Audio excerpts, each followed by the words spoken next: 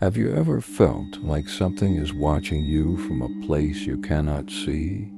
Liam was an ordinary young man who had recently moved into an old apartment in the city, a quiet unit on the ground floor. But something strange began happening from the very first day, faint sounds coming from an upstairs floor, even though the apartment had only one level. Every day he heard whispers and footsteps with no source, but he ignored it, thinking it was just fatigue after a long day.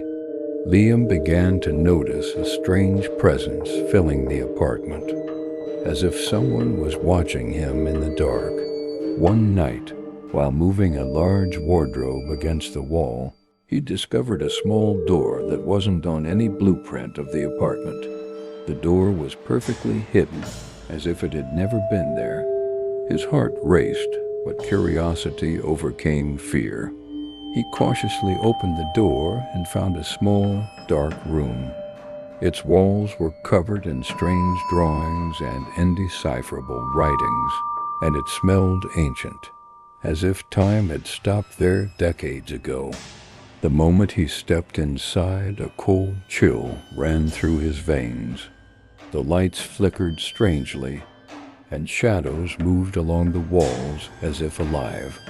As days passed, the room began affecting Liam. Every night he heard voices calling his name.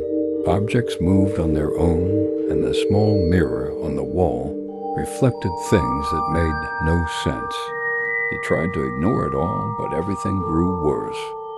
Sleep became impossible, and the nightmares became more vivid. In them, he saw someone who looked exactly like him, smiling with pure malice and beckoning him deeper into the darkness. Determined to face his fear, Liam entered the room at night with all his courage, inspecting every corner, every drawing, every writing. That's when he discovered an old mirror covering the entire wall.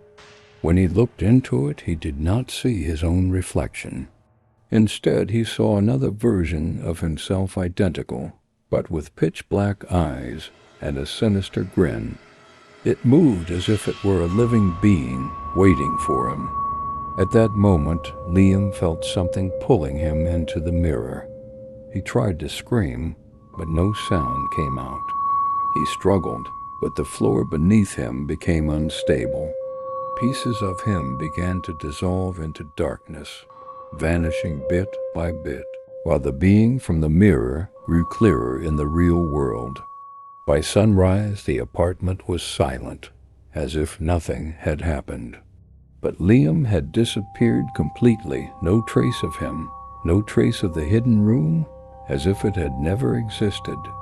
The neighbors only noticed the apartment had grown colder, eerier, and anyone who tried to enter heard faint whispers.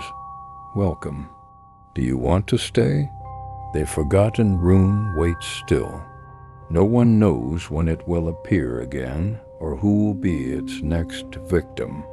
But if you ever feel something watching you in the dark, remember Liam's story. Perhaps the forgotten room has found you this time.